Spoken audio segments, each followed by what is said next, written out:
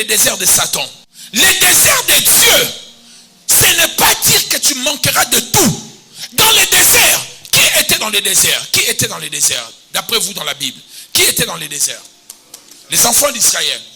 Écoutez ce que la Bible dit. Les enfants d'Israël n'ont manqué de rien. Et leurs pieds n'étaient pas enflés, leurs vêtements n'étaient pas usés pendant 40 ans. Ils n'ont manqué de rien.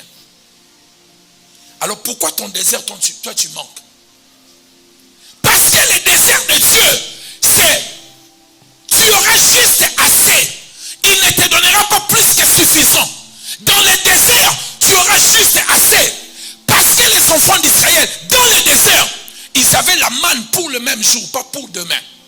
Lorsque Dieu te fait traverser dans le désert, soi-disant, le moment difficile, il te donnera l'essentiel. Il ne te donnera pas tout, mais il te donnera l'essentiel. Mais si tu vois, tu es dans un moment difficile et il n'y a rien, tu n'as rien, tu ne vois rien, c'est Satan qui est en train de te punir. Il faut refuser cela.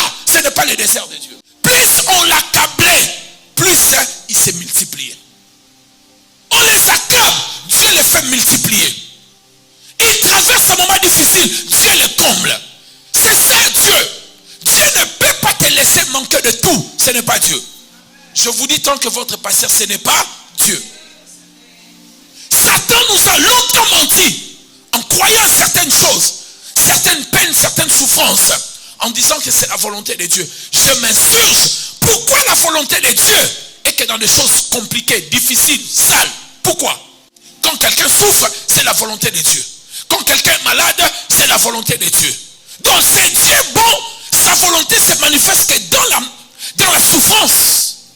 Maintenant, que tu es malade, c'est la volonté de Dieu, n'est-ce pas? Mais pourquoi tu vas à l'hôpital?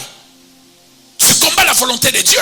Dieu veut que tu sois malade, toi tu vas te faire soigner. Pourquoi? C'est sa volonté, reste malade. Ce n'est pas la volonté de Dieu. Satan veut te faire croire que toutes tes peines viennent de la part de Dieu. Dis après moi au nom de Jésus. Satan, tu es un menteur. Dis-le encore bien, au nom de Jésus. Satan, tu es un menteur. Toutes les peines que nous vivons ne viennent pas de Dieu. Plus on les accablait, plus ils se multipliaient. Frère, tu sais, peut-être tu n'as pas encore un mariage, mais les gens qui sont dans votre famille, les païens doivent voir quand même, tu as terminé tes études. Ils doivent voir aussi que tu as un petit commerce en marche. Tu ne peux pas manquer de tout. C'est le contraire de la parole. Psaume 23, l'Éternel est mon berger et je ne manquerai. Et toi tu manques de tout, c'est que l'Éternel n'est pas ton berger. Tu ne peux pas manquer de tout. Peut-être un domaine ne marchera pas, mais il faut que les gens voient de l'autre côté, il est en train d'avancer.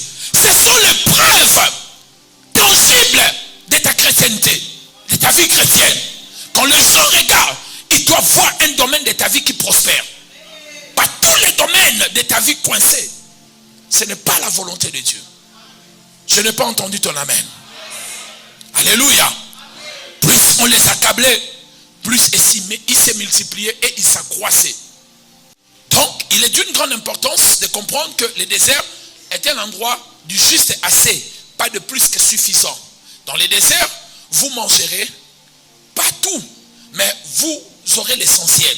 Dieu vous donnera l'essentiel. Mais contrairement, c'est Satan qui est en train de vous conduire dans la peine et dans la souffrance. Amen.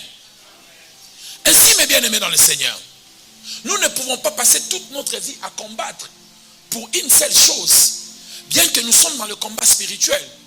Mais à un moment, il doit y avoir le repos. On ne doit pas passer toute notre vie à combattre pour un domaine. Je me bats pour avoir l'enfant. Je me bats depuis 10 ans. Non, à un moment, il faut dire à Dieu, il faut un témoignage. Parce que la Bible dit dans Ecclésiaste 3, il y a un temps pour tout.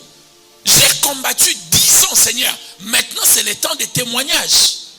Tu me dis pas amen. Parce qu'en fait, lorsque vous combattez quoi? Lorsque vous dites aux gens, je vais au culte du combat, tu combats quoi? Et il faut leur dire, voici ce que je combats. Et à un moment, il faut revenir pour leur montrer les résultats pour lesquels tu es en train de combattre. Sinon, ça n'a pas de sens. passer cela dans le combat. Même le match de football à 1h30, on doit arrêter, faire des prolongations. Après des prolongations, il faut arrêter. Le combat de boxe, 12 rounds. Karaté, judo, à un moment, tout combat doit s'arrêter. Dis après moi au nom de Jésus. Les jours de combat sont en train de finir. J'entre dans la saison des témoignages, des preuves, des choses pour lesquelles j'ai combattu. Anne, elle est revenue. Un jour, elle était à l'église, au temple. Son pasteur lui a dit, femme, comment tu es ivre au temple? Il dit, non, pasteur, je ne suis pas ivre, je cherche un enfant. L'année prochaine, elle est revenue avec un bébé.